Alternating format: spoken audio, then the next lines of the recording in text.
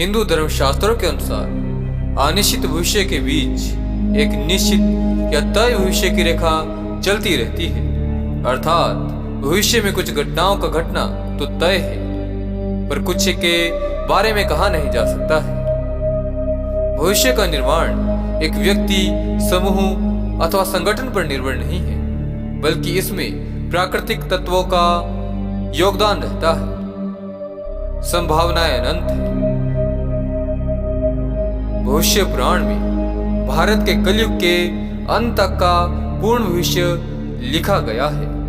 भविष्य पुराण के अनुसार इसके श्लोकों की संख्या 50,000 के लगभग होनी चाहिए, परंतु वर्तमान में 14,000 श्लोक ही उपलब्ध हैं। बाकी आधे श्लोक न मिलने के पीछे का कारण बाबर के द्वारा भविष्य पुराण को जलाना रहा है, क्योंकि जब बाबर भारत आया था तो भारतीय मनुष्यों की भविष्य जानने की शक्ति देखकर वो हतप्रभ रह गया था। तब हमारे विद्वान पंडितों ने उसे भविष्य पुराण से अवगत कराया था, जिसे देखकर बाबर चकित रह गया था। उसने इस अमूल्य धरोहर को मिटाने का प्रयास किया। उसने इसे आधा फाड़कर जला दिया, जिसके जलाने के बाद आज वर्तमान समय में भविष्य पुराण में मात्र 14,000 श्लोक ही उपलब्ध होते हैं। स्पष्ट है कि दुनिया अभी भी उन अद्भुत एवं विलक्षण घटनाओं और ज्ञान से पूर्णतया अनभिज्ञ है, जो कि इस पुराण के विलुप्त आधे भाग में रही होगी। यह पुराण ब्रह्म, मध्यम, प्रतिसर्ग एवं उत्तर इन 4 पर्वों में विभक्त हुआ है। भविष्य में घटने वाली ऐतिहासिक घटनाओं का वर्णन प्रतिसर्ग पर्व में किया गया है। आप सब सनातनियों को ज्ञात होना चाहिए कि भविष्य पुराण आज से लगभग 6,500 वर्ष पूर्व लिखा गया था। इस पुराण में आज से 2,000 वर्ष पूर्व जन्मे ईसा मसीह का भी जिक्र मिलता है, जिसके अनुसार वह भारत में आकर ज्ञान की प्राप्ति करते हैं। ईसा मसीह उत्तराखंड में रहकर लंबे समय तक तपस्यारत रहे और ज्ञान प्राप्त किया, जिसे पश्चिम के लोग भगवान का रूप समझ बैठे। भविष्य पुराण में श्लोक आया है, रविवारे च संडे च फागुनी च फरवरी षष्ठीश्च 60 गेया तदुद्धारम वृद्धिश्यम। अर्थात भविष्य में आंगल काल में देववाणी संस्कृत का लोप हो जाएगा। तब रविवार को संडे, फागुन मास को फरवरी और षष्ठी को 6 कहा जाएगा। साधु व्यक्ति कलयुग में दुखी रहेंगे। देवताओं का देवत्व नष्ट हो जाएगा और उनका आशीर्वाद नहीं रहेगा। मनुष्य की बुद्धि धर्म के विपरीत होगी और पृथ्वी पर मलेच्छों का राज्य का विस्तार हो जाएगा। मल्लेच्छ का अर्थ है दुष्ट, नीच, अनार्य, अर्थात जो हिंदू नहीं है।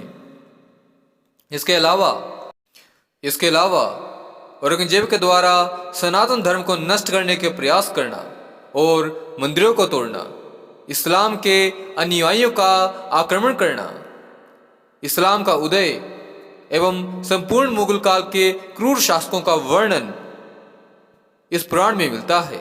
अलाउद्दीन, नंदवंश, मौर्य वंश एवं शंकराचार्य आदि के साथ साथ मध्यकालीन हर्षवर्धन, हिंदू बौद्ध राजा, चौहान, परमार वंश के राजाओं का भी वर्णन इस पुराण में मिलता है।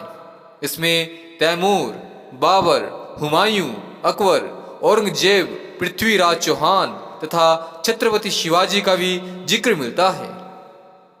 इसके अलावा इंग्लैंड के महारानी विक्टोरिया का भारत के साम्राज्ञी बनने और आंग्ल भाषा के प्रसार से संस्कृत भाषा के लोप होने की भविष्यवाणी इस ग्रंथ में मिलती है।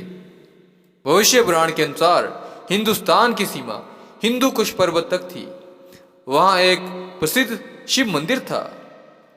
इस स्थान पर 15 लाख हिंदुओं का सामूहिक नरसंहार किया गया था।